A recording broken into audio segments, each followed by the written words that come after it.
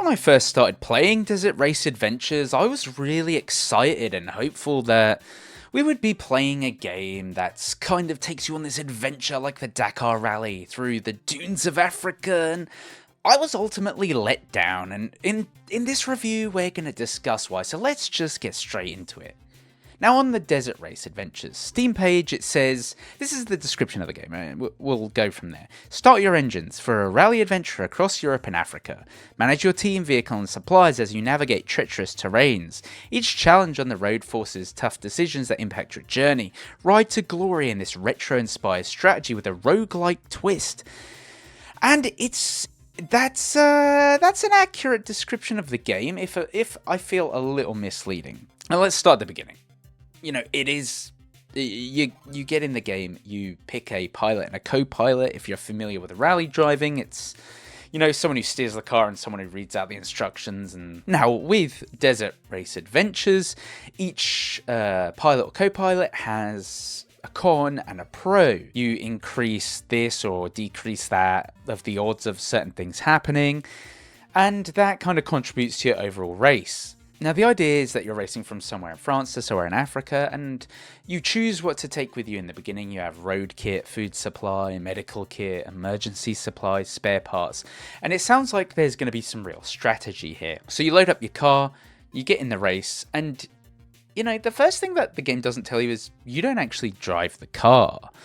That, if you watch enough footage, that's kind of evident, but it really should be on the marketing, because I assumed that you'd probably steer a little bit, right? But you don't. You choose whether the car goes fast, slow, or medium, and that affects like how many crashes you have. Obviously, if you're going fast, you have more crashes, and then on different terrain.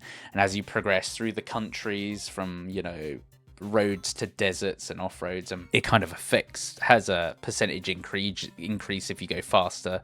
And then you have to rest. You choose like when to rest your guys and when to repair the car, and each checkpoint that you reach along the race, you get to restock or rest. And basically it's a management sim. Like, Desert Race Adventures is a management sim, and I kind of expected that, but that's all it actually is. You don't really do anything with the car. You manage the driver's fatigue.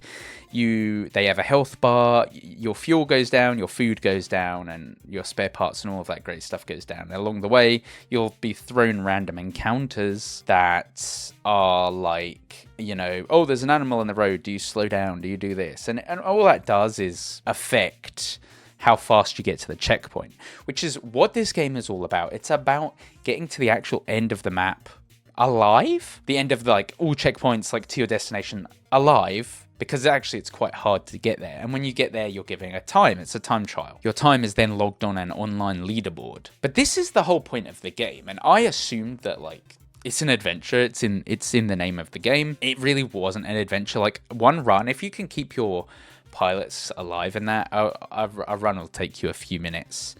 And it says it has like roguelike aspects, but it doesn't really. Like, the roguelike aspect of this game is the fact that it's quite punishing and makes you restart the game quite quickly over and over. But the things don't really carry over. They don't, you know, the whole idea is to get a high score, which, you know, I think went out of fashion in the arcades in like the 70s. So I'm kind of really disappointed in Desert Race Adventures, because what is there is not bad. There's just not much of it, and you don't control much. And, you know, it comes up with like little magazine articles and that, and describes like, oh, we were racing through the outback or whatever, you know, kind of like Richard Attenborough, insert here.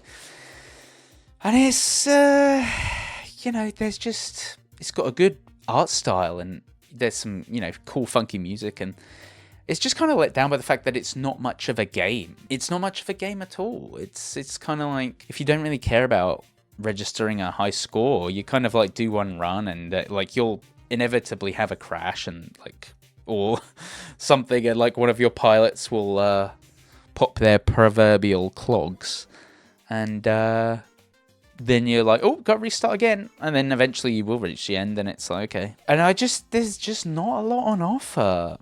It looked like a cool game, and it's kind of promising, but That's literally all there is to it. You know, you get flagged up random events, and that's kind of it. You choose how to deal with them, and you have to make it to the end, and it's just like kind of boring, really. I give Desert Race Adventures 6 out of 10. It's a game. It's a polished game, but there's some glaring problems with it. And I think if we're looking on a scale of buy now, wait for a sale, or skip entirely, it's definitely in the camp of either wait for a sale or just skip it. It's this is the kind of game you would like play on your phone while you're waiting for a bus.